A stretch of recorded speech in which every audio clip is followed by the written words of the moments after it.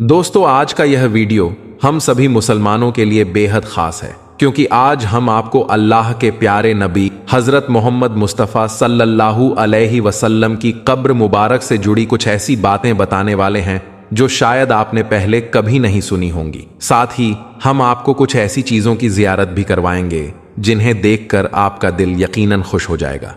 आज की इस वीडियो में हम इन सवालों पर भी बात करेंगे कि नबी सल्लल्लाहु अलैहि वसल्लम कब और कहां दफनाए गए, नबी सल्लल्लाहु अलैहि वसल्लम की कब्र मुबारक के साथ क्या क्या वाकयात पेश आए, कब्र मुबारक के ऊपर गुंबदे खिजरा कब और किसने बनाया, वो वाकया जब नबी सल्लल्लाहु अलैहि वसल्लम के जिस्म मुबारक को चुराने की कोशिश की गई, और एक ऐसे शख्स का हाल जिसने नबी सल्लल्लाहु अलैहि वसल्लम को बहुत करीब से देखा और उसके साथ कैसा मोजिज़ा पेश आया। इसलिए दोस्तों, इस वीडियो को आखिर तक जरूर देखिए, और अगर आप सच्चे आशिके रसूल हैं तो इस वीडियो को लाइक करें और कमेंट में या रसूल अल्लाह जरूर लिखें। आज देखते हैं कितने आशिके रसूल इस वीडियो को लाइक करते हैं। दोस्तों, गुंबदे खिजरा यह वह गुंबद है जो दुनिया के हर मुसलमान के दिल में बसता है। यही वह गुंबद है जिसके नीचे दुनिया की सबसे अजीम, सबसे पाक हस्ती नबी सल्लल्लाहु अलैहि वसल्लम आराम फरमा रहे हैं। दुनिया में कोई ऐसा मुसलमान नहीं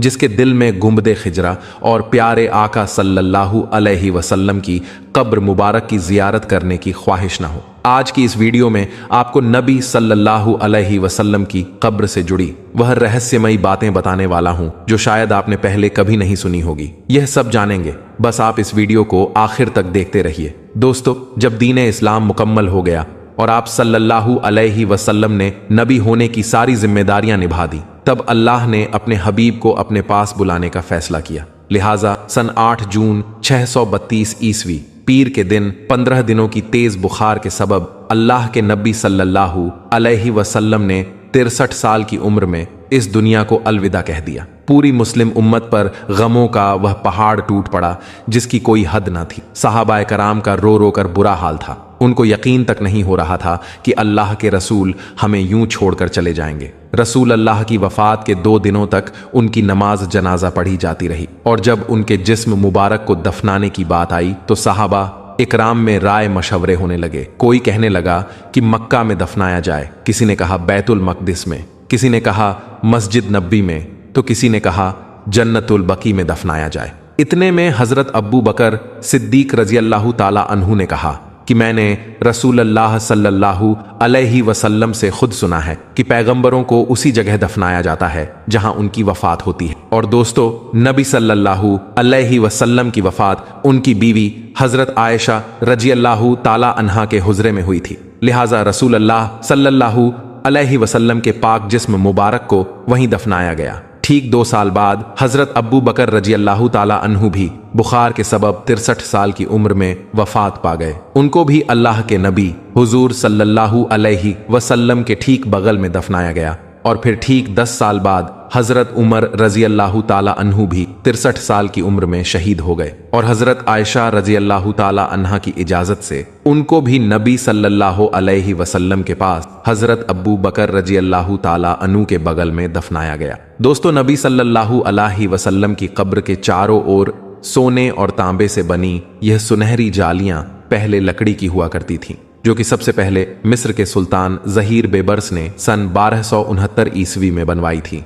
इसके बाद 1481 ईस्वी में मामलुक सुल्तान अशरफ केतबे ने इस बाउंड्री को लोहे और तांबे का बनवाया। जिस जगह मुसलमान रोजाए रसूल के सामने खड़े होकर आका पर दरूदो सलाम पढ़ते हैं, वहां की जाली में 3 खास सुराख दिखाई देते हैं। इस पहले सुराख के बिल्कुल सामने नबी सल्लल्लाहु अलैहि वसल्लम की कब्र मुबारक है, और इस दूसरे सुराख के सामने हजरत अब्बू बकर, और इस तीसरे सुराख के सामने हजरत उमर रजी अल्लाह ताला अन्हु की कब्र मुबारक है। कुछ लोग सोचते हैं कि इन सुराखों से हमें नबी सल्लल्लाहु अलैहि वसल्लम की असल कब्र मुबारक दिखाई देती है, जबकि ऐसा मुमकिन ही नहीं है। इन सुराखों से सिर्फ एक हरा कपड़ा दिखाई देता है। असल कब्र तो 3 दीवारों के पीछे होती है। अब यह 3 दीवारें कौन सी हैं, कब बनी थीं, किसने और क्यों बनाई थीं, आइए इतिहास में पीछे चलते हैं। जिस जगह नबी सल्लल्लाहु अलैहि वसल्लम की कब्र मुबारक है वह हजरत आयशा रजी अल्लाह ताला अन्हा का हुजरा या घर था, और इसी घर के आसपास नबी सल्लल्लाहु अलैहि वसल्लम की बाकी बीवियों के घर भी थे। मगर नबी सल्लल्लाहु अलैहि वसल्लम की वफात के 80 साल बाद ही यानी 711 ईस्वी में यह सारे घर तोड़ दिए गए। दरअसल उस वक्त वलीद बिन अब्दुल मलिक खलीफा थे और उमर बिन अब्दुल अजीज मदीना के गवर्नर थे। इस वक्त मुसलमानों की तादाद बढ़ने लगी और मस्जिदें नबवी में नमाजियों के लिए जगह कम पड़ने लगी थी। इसी वजह से खलीफा वलीद बिन अब्दुल मलिक ने गवर्नर उमर बिन अब्दुल अजीज को नबी सल्लल्लाहु अलैहि वसल्लम की बीवियों के घर तोड़ने का हुक्म दिया ताकि मस्जिद नबवी को बड़ा किया जा सके। मगर इस वाक्य से उस वक्त के मुअज्जिज ताबेइन और बाकी के मुसलमान खुश नहीं थे, मगर फिर भी यह काम करना पड़ा। इसी साल यानी 711 ईस्वी में बारिश की वजह से रोज़ाए रसूल यानी आयशा रजी अल्लाह ताला अन्हा के हुजरे की एक दीवार गिर गई। मदीना के गवर्नर उमर बिन अब्दुल अजीज ने दीवार को दोबारा तामीर करने का हुक्म दिया। जैसे ही लोगों ने दीवार की नींव खोदी, अचानक वहां खड़ा हर शख्स डर कर पीछे हट गया। लोगों ने देखा कि कब्र से एक पैर बाहर निकल आया है। लोगों में हड़बड़ाहट मच गई कि यह पैर मुबारक रसूल अल्लाह सल्लल्लाहु अलैहि वसल्लम का है। मगर बाद में उवा बिन जुबैर ने उस पैर मुबारक को ध्यान से देखा और कहा कि यह पैर रसूल अल्लाह का नहीं है बल्कि हजरत उमर रजी अल्लाह ताला अन्हु का है। इसके बाद कब्र को ठीक करके उमर बिन अब्दुल अजीज ने काले पत्थरों से उस दीवार की मरम्मत कराई।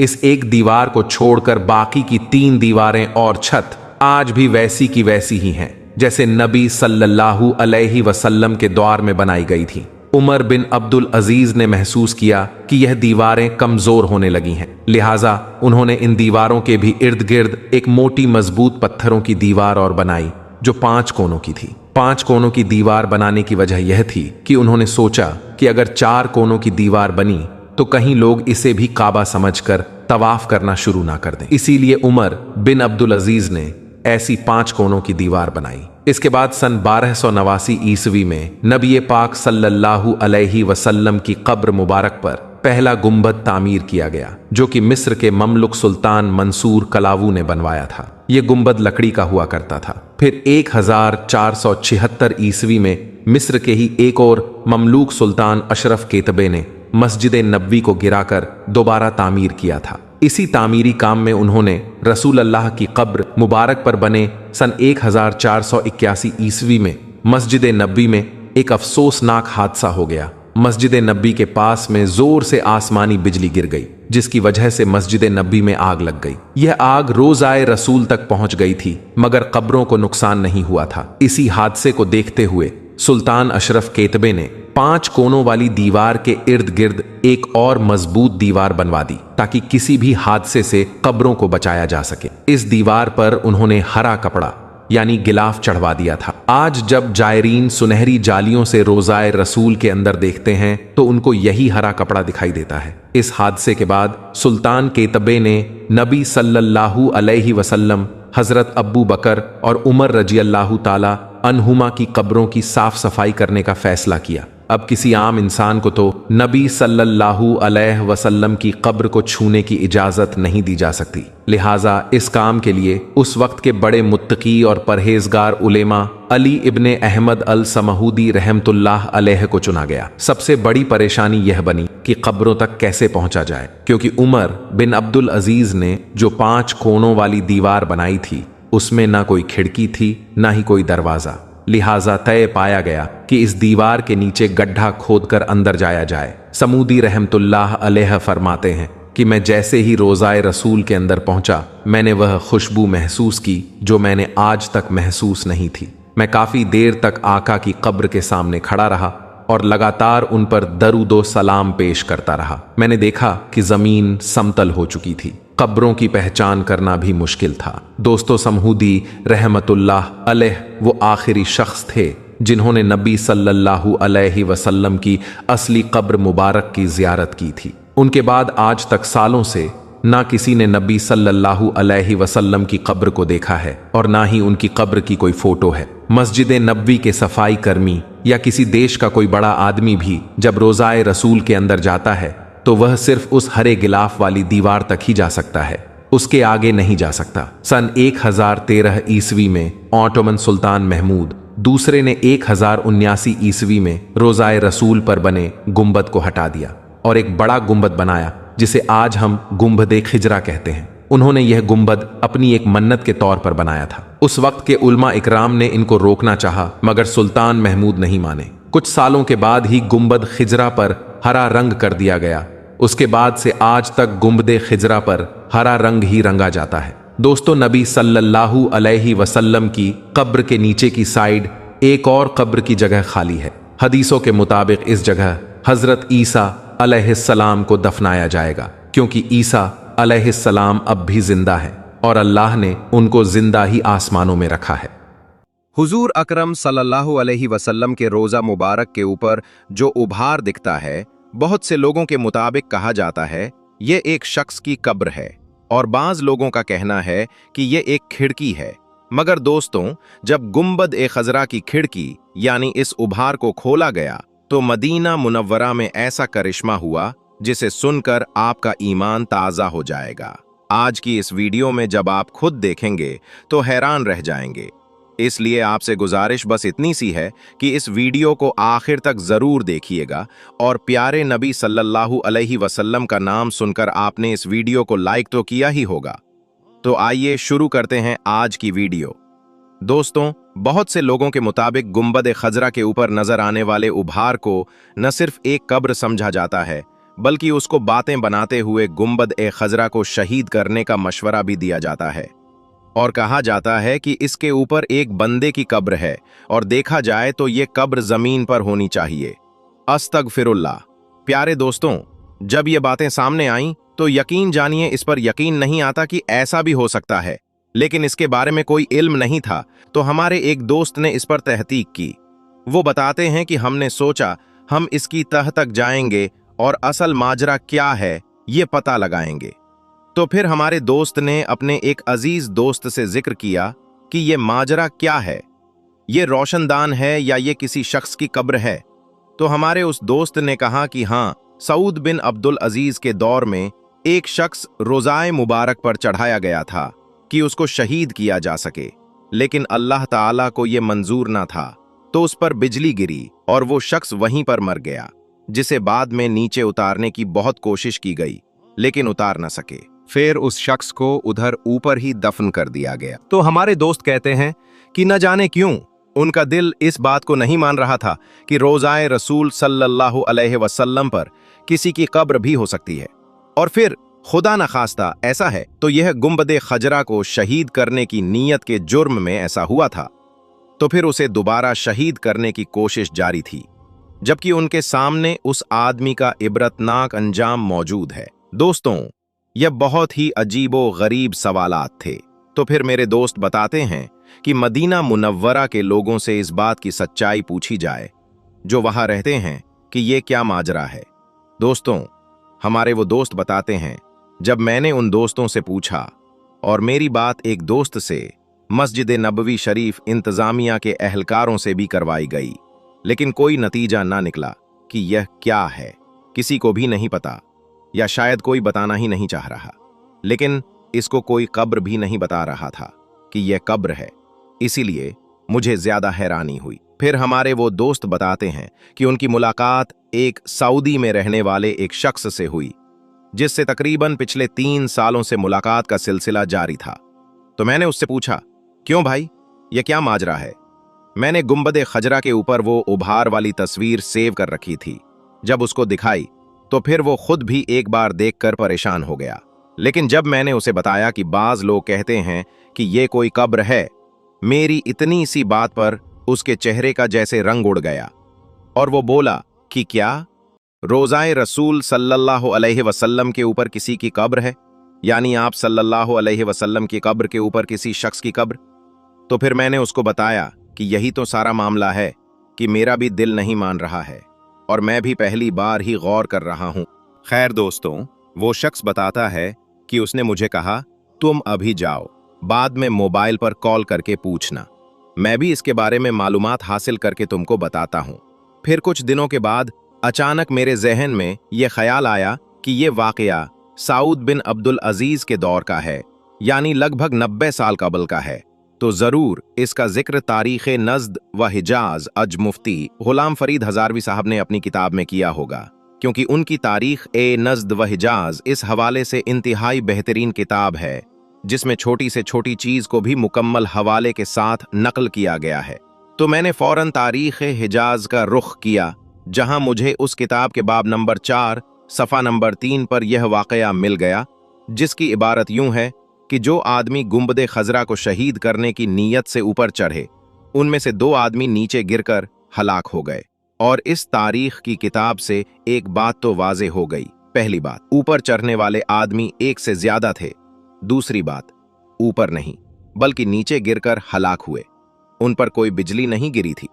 और तीसरी बात, इस वाक़े में 2 आदमी मर गए, यानी अगर ऊपर वाली कब्र होती तो फिर 2 कब्रें होती, एक नहीं। लिहाजा इससे हासिल यह हुआ कि गुंबद के ऊपर कब्र वाली बात भी बनी बनाई हुई है, जो सुनते सुनते कहां कहां तक जा निकली, वरना इसमें कोई हकीकत नहीं। लेकिन दोस्तों, ये तो था सवाल कि एक शख्स की कब्र है या नहीं, और यह साबित हुआ कि वहां कोई कब्र नहीं है। तो दूसरा सवाल, फिर वहां क्या है, जिसका जवाब बिल्कुल भी नहीं मिल रहा था। हत्ता कि इस मदनी दोस्त को भी मेरे दोस्त ने कॉल की तकरीबन 1 महीने बाद, लेकिन उसका कहना था कि यह वाकया बहुत तवील है और एक लंबी रिसर्च की जरूरत है। मेरा दोस्त समझ गया कि या तो यह वाकया जाहिर ही नहीं करना चाहते, या फिर वाकया ही बहुत कदीम चीज है जिसके लिए बहुत रिसर्च दरकार हो। लेकिन इसी असना में अल्लाह ताला की मदद हासिल हुई और एक हदीस शरीफ नजरों से गुजरी, जो कुछ इस तरह थी। रिवायत है कि मदीना के लोग सख्त कहत में मुब्तला थे, तो उन्होंने हजरत आयशा सिद्दीका रजी अल्लाह ताला अन्हा से अपनी मजबूरी बताई। तो अम्मा आयशा रजी अल्लाह ताला अन्हा ने फरमाया कि हुजूर पाक सल्लल्लाहु अलैहि वसल्लम की कब्र के पास जाओ और रोज़ाए रसूल के ऊपर एक खिड़की आसमान की तरफ इस तरह से खोलो कि कब्र अनवर और आसमान के दरमियान कोई पर्दा न रहे। रावी कहते हैं कि उन्होंने ये जाहिर किया कि बस फिर बहुत ज्यादा बारिश हुई, हत्ता कि खूब सब्जा उग गया। ऊंट इतने मोटे हो गए कि जैसे चर्बी से फट पड़े। लिहाजा इस साल का नाम रखा गया आमुल फतह, यानी सब्जा और कुशादगी का साल रख दिया गया, और इसको बहुत सारे लोगों ने रिवायत किया है। दोस्तों, इस हदीस मुबारका के बाद हमें हमारे दूसरे सवाल का आसानी से जवाब मिल जाता है कि जिन लोगों ने गुंबदे खजरा बाद में तामीर किया था मस्जिद की शानो शौकत की खातिर, फिर उन्होंने ही जरूर इसमें ये खिड़की छोड़ी होगी। लेकिन दोस्तों, दूसरी तरफ बहुत से लोग इन रिवायत का इनकार करते हैं कि ये ज़ईफ रिवायत है।